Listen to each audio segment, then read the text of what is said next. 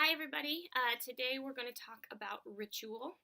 We're going to start this week off by talking about rituals within Hinduism, and we're going to go through that schedule that we talked about in the dimensions of rituals that are done at certain points in time and certain intervals of time. So, a very important ritual for Hindus that is done on a daily basis is puja, and puja is basically worship.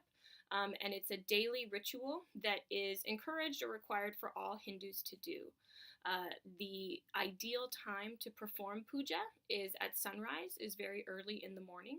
And this is a ceremony or a ritual that is usually done in one's home. So most often puja is done in one's home, but of course it can be done at a temple as well.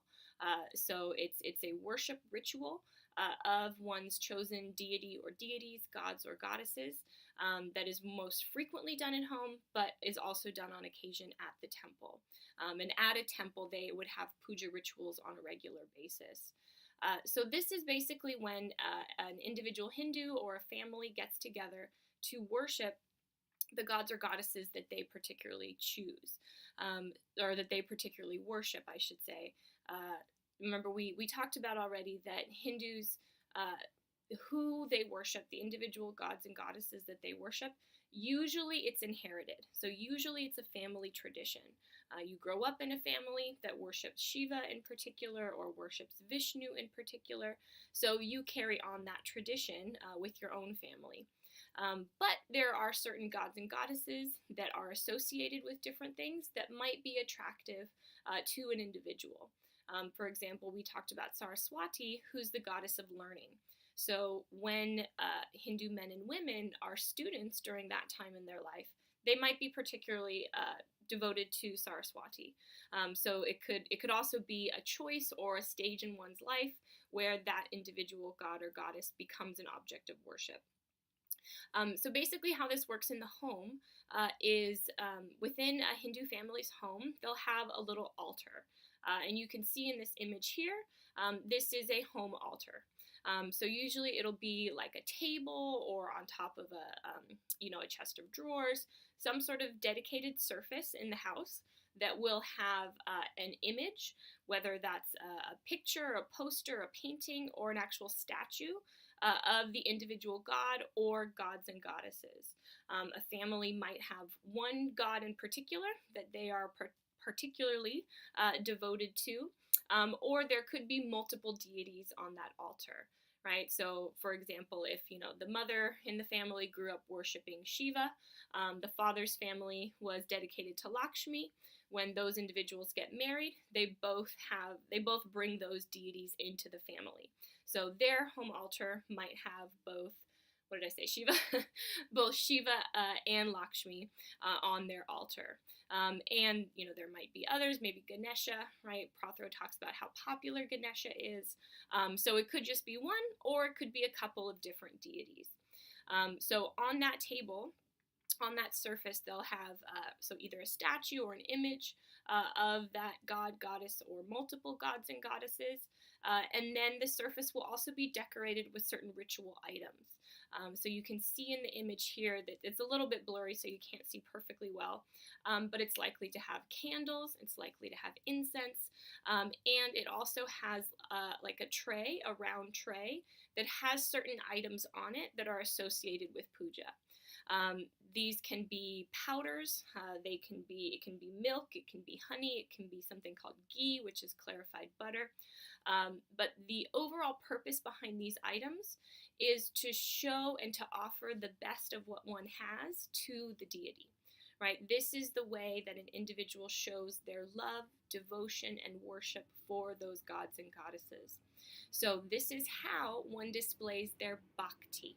Remember, we talked about bhakti already as devotion. So it is a path. We talked about bhakti yoga, and Prothero calls it more the way of devotion. But this is how one shows their bhakti, their devotion to the individual god and goddess.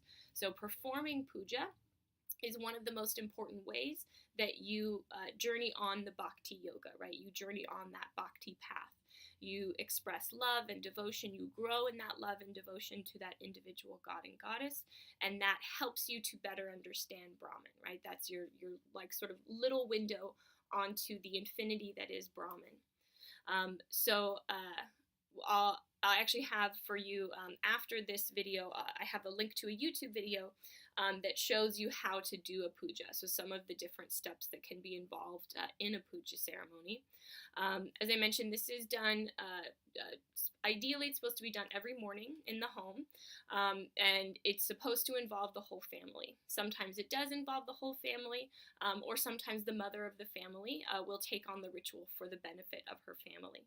And one of the important aspects of a puja is that actually traditionally the morning meal would be offered to the god or goddess first. So as I said, the items and the steps that are often involved in puja are meant to show that that god or goddess is an honored guest in your home. Hindus do not believe that the god or goddess is literally that statue, but it's a representation of that god or goddess. So having that statue or that image in your home, and then offering these things to them, is showing that they are an honored guest in your home. You respect them, you are devoted to them, so they get the best of everything, just as an honored guest in your home would. Right? If you had someone staying with you that you respected, you would offer them the best food, you would offer them the best bed, right? You would offer them the best of everything you have to offer in that house. And that's a central theme in the puja. You are offering them the best of what you have. So oftentimes the morning meal is offered to the god or goddess, and then it's not left there. The family then eats the meal, but the idea is that after it's been offered to the god or goddess, the god or goddess blesses that food. So you are eating the blessed food. So it is spiritually nurturing or nourishing as well for the family. So as I said, this is done on a regular basis in one's home, but of course puja rituals are also done in a temple setting. The temple would do a puja on a regular basis, and then individuals can come and join in that puja at the temple as often as they feel compelled to or they feel drawn to. So that's the daily ritual, is the puja. And then I have down here, I have monthly a temple visit. What I mean by this is not necessarily that every single month a Hindu individual would go to their temple, like, once a month, that's when I go. But what I mean by this is simply that in Hinduism, there is no holy day of the week. There is not, a regular weekly service that everyone goes to at the same time. Hindu temples are sort of more open and free-flowing atmospheres, and one can go and visit their local temple as little or as much as they like.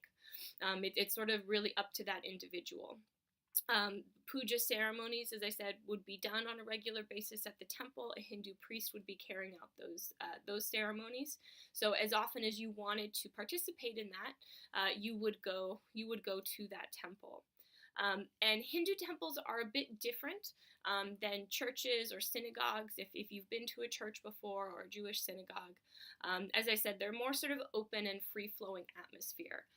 There are no seats or pews or benches in a Hindu temple, and there is an image or a statue of the deity, and you are welcome to come and go as you please.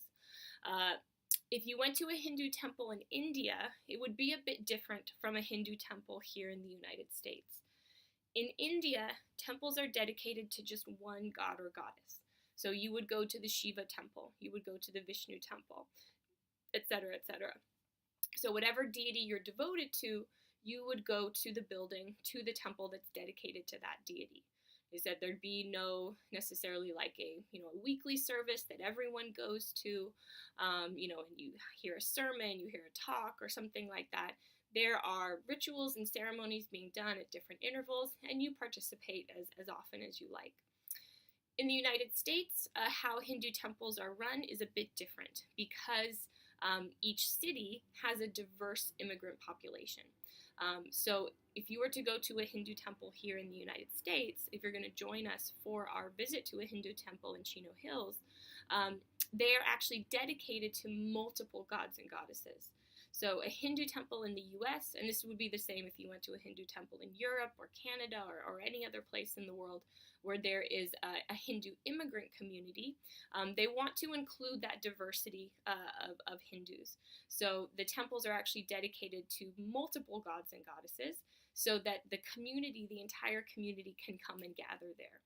So instead of having just like a statue dedicated to Vishnu, they would have it be an open, same idea, an open room, no benches, no pews, but all along the wall of that room, there would be like a statue to Vishnu, a statue to Ganesha, a statue to Lakshmi, a statue to Saraswati, so that everyone in the community has a gathering place, has a place where they can go to perform their pujas for their chosen deity, and can be a part of that community. So also I have another video linked to this video that is a YouTube video that shows a tour of a Hindu temple in Minnesota, so that if you don't have a chance to join us for the field trip, you can still see a little bit of how a Hindu temple, the interior is structured, what that looks like. And you can see kind of some of the free-flowing activity, people walking around, and in one area of the room there might be a puja going on to Ganesha, and in another area of the room there might be a priest doing a blessing for devotees of Saraswati or something like that. So how it's set up and how it's run is a bit different than if you're familiar with like a church or a synagogue or a mosque, something like that. So that's I said monthly or so, but just to know there's not like a set weekly day, like a holy day of the week. It's just sort of you visit as often or as little as you feel encouraged or you feel drawn to do. Okay, so the next set of rituals that we're going to talk about are the two major holidays in Hinduism. Because Hinduism has this diversity, this plethora of gods and goddesses, and each one of those gods and goddesses has their own mythology, their own stories, and so there's different holidays attached to each one of these deities. There are lots of religious holidays within Hinduism, but two that are really celebrated by all Hindus, no matter what their particular tradition or particular god or goddess that they're devoted to, would be Holi and Diwali. And Holi occurs in the springtime, Diwali occurs in the fall. And I also have some images of this that I'll put up as well, so you can see what these two holidays look like. So Holi, as I mentioned, is the springtime holiday. It is a festive holiday, and it's usually celebrated basically by everyone going out into the streets, and you have brightly colored powders with you, and it's basically a big color fight. People throw these powders on each other, and so by the end of the day, everyone's just covered in these different colored powders. It's very bright, it's very colorful, it's a fun, festive party atmosphere. This is something you may have seen images of before. There are lots of local Holi celebrations that you can take part in, local Hindu temples that sponsor this. And there's also a couple events that now in the United States kind of mimic this tradition. There's like a color run, there's things like that. So there are some sort of festivals or events now in the United States that also kind of take on this exact action of having these brightly colored powders, throwing them on each other, and having basically a big colored powder fight in the streets. It does have a religious significance, however. Holi and Diwali, even though they're celebrated by everyone within the Hindu tradition, sometimes there are different mythological stories that they see as inspiring these holidays. So for Holi, one of the most famous ones is about the love affair between Krishna and Radha. So remember, we mentioned in doctrine that Krishna is one of the avatars of Vishnu, and he came to earth to show human beings how to love God. And because of that, he had many different relationships with women. Women loved him, he loved them, but one of his true love, his main love, was a woman named Radha. And they had this great love affair, and that the love affair between them is seen as spiritual within the Hindu tradition, because the love that Radha feels for Krishna is the love that people should feel for God, right? That yearning, that longing, that desiring to be in the presence of them at all times, to be with them at all times. That's how we should love God. So there's a story in the mythology about Krishna and Radha, that Krishna has brightly colored blue skin.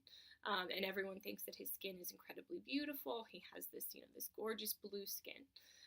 And so one day Radha comes home and she's talking to her mother, and she seems very sad. And her mother asks, "What's wrong?" And she says, "Oh, Krishna is so beautiful. His skin is so beautiful, this bright blue color. But my own skin is such a boring color. It's just this boring regular color. I wish that I had beautiful skin like Krishna." So her mother feels so bad that her daughter is sad, that she takes brightly colored powder and she rubs it, all over her daughter's skin, so that she has this brightly colored skin as well, and then she feels beautiful.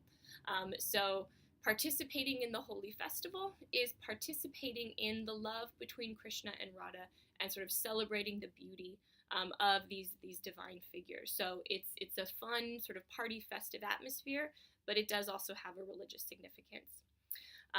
So that's holy. The second one is Diwali. Diwali happens in the fall, usually the late fall, usually right around the time as Halloween. It changes a bit each year, but it's a similar time as Halloween. And it's the festival of lights. Holi is the festival of colors. Diwali is the festival of lights. And this is actually the Hindu New Year, so it's a very important celebration across Hinduism, across the tradition, and it's celebrated by lighting up the night, lighting up the darkness, because it's the festival of lights. So how this is done is people take lots of those little tea lights, and it could be an actual tea light. Oftentimes now, for safety concerns, it's like an electric tea light or something like that, but they actually light up their homes by putting hundreds of these tea lights all around their homes. You put them sort of on the floor, all around the walls of your home, on every surface, on every table and dresser.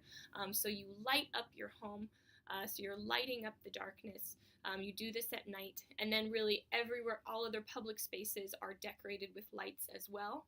And oftentimes there's fireworks at night. So anything that sort of, adds to this theme of bringing light to the darkness. Because the central theme is about light overcoming the dark, goodness overcoming evil. It's also the New Year festival, so it's a happy sort of celebratory holiday, and the story behind this has to do with another one of Vishnu's avatars, Rama, he's the main character in the Ramayana, which is a great Hindu epic. And part of the story is it's a man named Rama, who was the son of a king, but his mother dies, his father remarries, and she wants her own son to be the king. So she, convinces her husband to exile her son. So Rama is, of course, a good, loyal, honest man, but he's exiled from his own kingdom, not allowed to be the king. But of course, all these other events happen, and they realize that the stepmom and the other son are bad, and the entire kingdom wants Rama to come home and to become the true king of this kingdom. But he's been in exile for so long, he doesn't remember how to get back. He doesn't remember how to get back to the kingdom. So the people who are a part of this kingdom that want King Rama, or want Rama to be king, they go out into the forest and they light the path. They bring these hundreds and hundreds of lights and candles, and they light the path from where Rama is back to the kingdom, back to the castle. So they light the way for his return. They mark the way so that he can come home and be the true king of his kingdom. So again, it does have a religious significance, and it's celebrated across the Hindu tradition. People that worship different gods and goddesses all celebrate Diwali.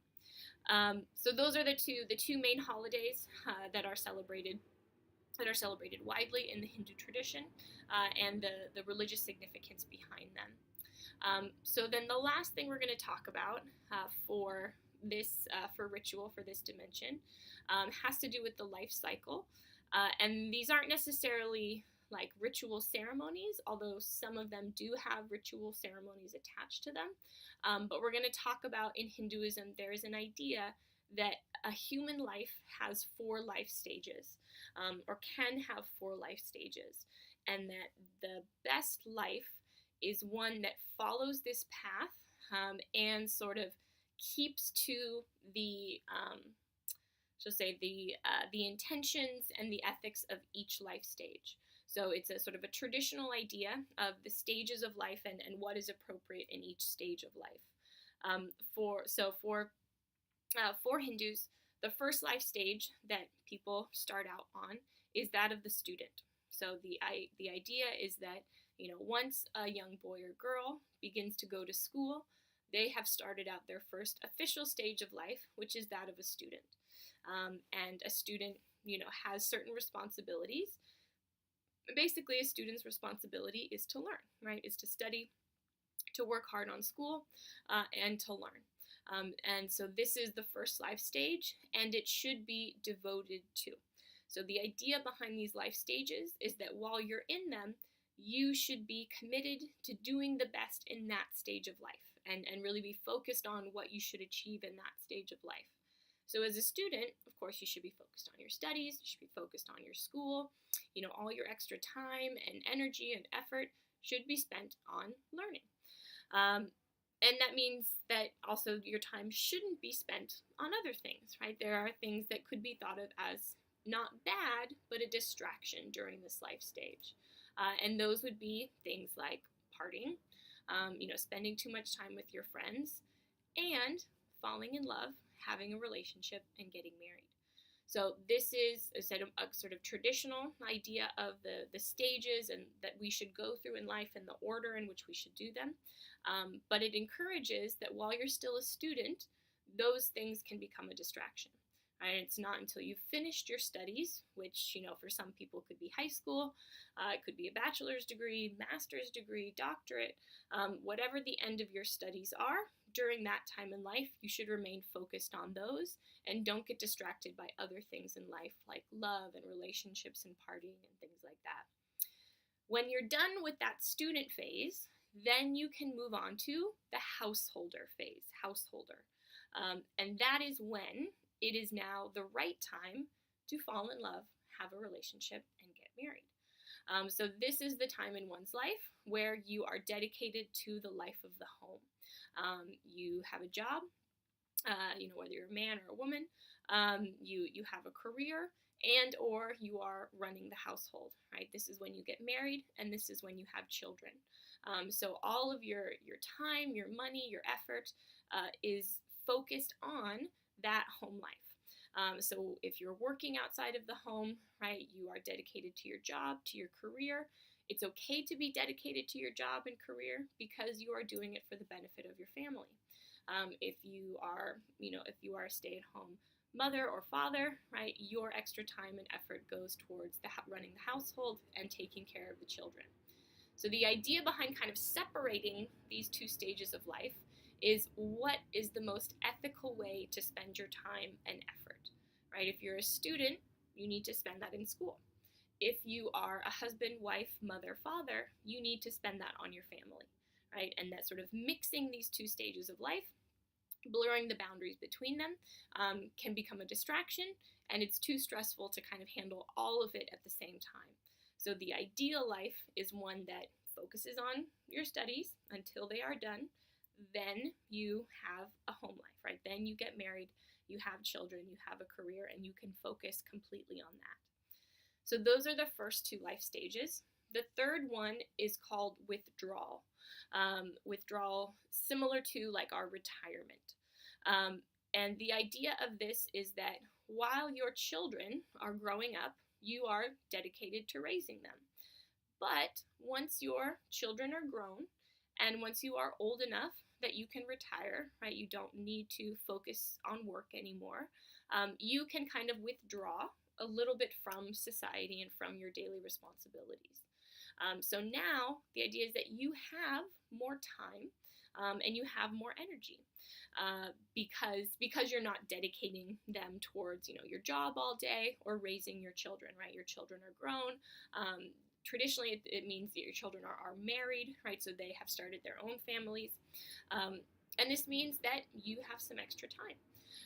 So what you should be spending your extra time doing is focusing on your spirituality. So in Hinduism, as we mentioned before, there is roominess, there is tolerance and acceptance that not everyone is the same, and that your life is not going to be the same all the way through. So another part of these life stages, the understanding of a life sort of divided up into these stages, is that at certain times in your life, you're going to be able to focus more or less on your spirituality. When you're a student, you should be focused on your studies. You may not have time to go to the temple as often. You may not have time to perform puja as often. When you're raising a family, you have a job all day, you have kids to take care of. That can consume your time, and again, you may not have as much time to focus on your spirituality. But if you are lucky enough to reach the retirement or withdrawal stage of life, that is when you focus on those things, right? You have been freed up from the daily responsibilities of having a job, of raising your children. Now you can withdraw a bit, and with that extra time, the most ethical way to spend it is focusing on your spirituality, focusing on your path, right? Earning good karma, trying to get as far as you can in this lifetime so that upon death, you are putting yourself in a good position for your next lifetime, right? Now I can be dedicated to that. I'm reaching the end of my life, so I should start thinking about what I have done and how I can best prepare myself for a better next lifetime. So those are the 3 life stages that most people will go through. There is a 4th life stage that's understood as optional. It's not necessarily for everyone. So I said there are kind of 3/4 life stages. The majority of people will just go through those 3. Some people may choose to embark upon a 4th life stage, which is a more intense devotion to spirituality. And the idea behind this 4th life stage is that some people who reach the withdrawal stage find that even though they have withdrawn a little bit from society, they are still too connected to the material world. They're too connected to the world of samsara. So they really truly want to focus on reorienting their desire away from samsara and towards Brahman. And that the most effective way to do that is actually to kind of remove themselves from society. So this life stage is called both a sannyasi, Sannyaasi. So sometimes these individuals are called sannyasis, sometimes they're called sadhus. I think Prothero uses the word sadhu, Sadhu. So it's basically like a holy person or a devout person is what those words translate to. And it is someone who has decided to completely remove him or herself from society to focus on liberation, to focus on moksha. So this is, usually an older man or woman. Oftentimes, husbands and wives may choose to do this together.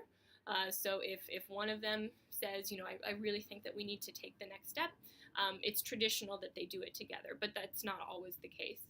And so really to do this, it means a lot of tough decisions, because a sannyasi or a sadhu they will give up all their possessions. So they will sell their home, give away everything they own.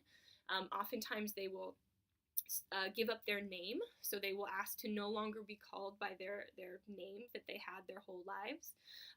They disconnect from their family, and they usually become intentionally homeless. So they've given up all money, all their possessions, and they simply wander around. They beg for their money or for their food on a daily basis, and they spend all of their time in meditation, in contemplation, in spiritual reflection, in yogic poses, whatever path they feel is the best way for them to either set themselves up for their last lifetime, or some individuals may at least be hopeful that this is their last lifetime, and that this is what it takes, right? It takes complete separation or detachment from the world of samsara, right? Because you're trying to reach that point where you realize that nothing in this world will ever satisfy you. The only thing that will satisfy you is God, right? So you want moksha, you want liberation from samsara. And so the only way to sort of, to actualize that you no longer desire anything in this world is to give up everything in this world, right? To detach from this world, to not have possessions, to not have money, to not associate with one's family, to disconnect from one's family, and to just live each day trying to further experience God and further understand God. So as I said, these individuals are intentionally homeless. They will beg for their money or food, and usually they'll sleep outside. Sometimes they'll sleep in the forest, or oftentimes Hindu temples, especially in India, Hindu temples remain open for sannyasis to sleep there. So you can go and you can stay in a Hindu temple, either on the temple grounds or inside the temple, and sleep there for the night. So some people decide to take this fourth stage on. Not everyone does. It's seen as optional because it's really seen as only someone who is nearing moksha, only someone who is really getting close to liberation would feel compelled to do this, because it's very difficult to truly give up desire for this world. It's something that we can say, this is what's necessary for moksha, right? To reorient your desire away from this world towards God.